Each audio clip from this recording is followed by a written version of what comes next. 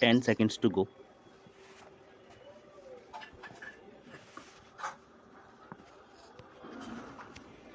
Start.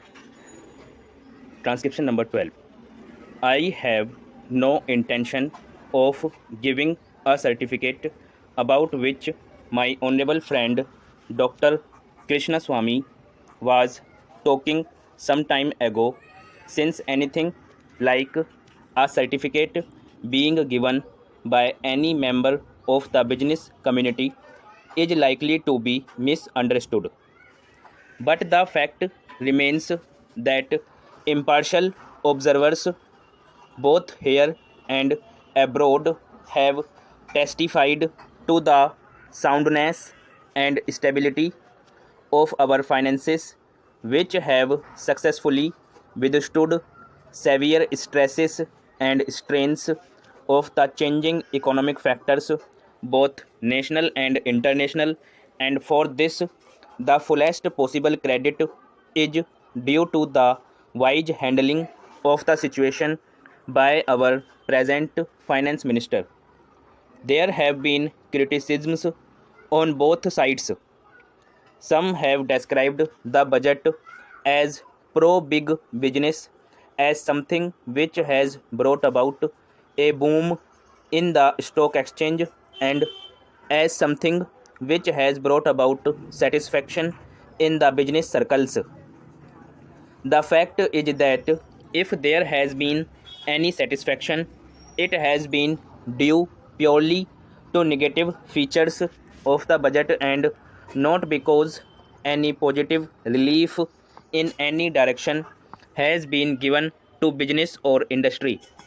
It is true that there were certain fears in the minds of the business community that, in view of the expanding and growing needs of the center, the finance minister might resort to certain further additional taxation, and since those fears were not realized, there has been some slight recovery in certain stock exchanges, but that does not in the least mean that whatever relief and legitimate relief was due to the business and industrial community has received any adequate response from the finance minister. We have got to face the fact that we are at present engaged in the process of development. People who talk about UK and USA conveniently forget that these are the most highly industrialized countries in the world, and our taxation system, so long as we are engaged in expanding and building our economy, must be adjusted and linked with the requirements of the expanding economy, and should not be compared with the high taxation levels that may be prevalent in UK and USA. Friends have talked about unemployment, but whether the raising of the direct taxation levels will in any way mitigate unemployment is a question that should be considered. If the finance minister gives substantial relief in the direct taxation, I think that might lead to an acceleration in the pace of development. So, it has to be considered whether it is relief in taxation which will lead to a reduction of unemployment, or whether it is raising of taxation to the utmost levels which will dry up the resources and channels of capital formation, and thereby not only retard all further development but might also throw the functioning of present industries out of gear. So, my submission is that when the Taxation Enquiry Committee has been appointed, it is only logical to expect that no substantial changes in the taxation structure will be made until the findings of that expert committee are known, until we know the incidence of taxation in the various sectors of our economy.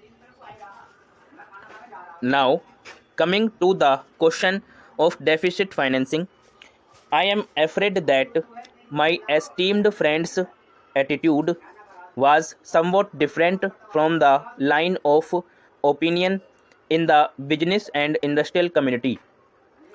Note that we advocate deficit financing for bringing any artificial rise in prices, but the fact is that those who have criticized deficit financing have not suggested any other alternative or made any other constructive suggestion which will bring about necessary development plans. After all, the fact has got to be faced that whatever program we have set out in the national plan should go on unimpeded by any financial considerations. An assurance has been given by the finance minister that so far as financial resources are concerned, he will ensure that the 5-year plan will not in any way be retarded.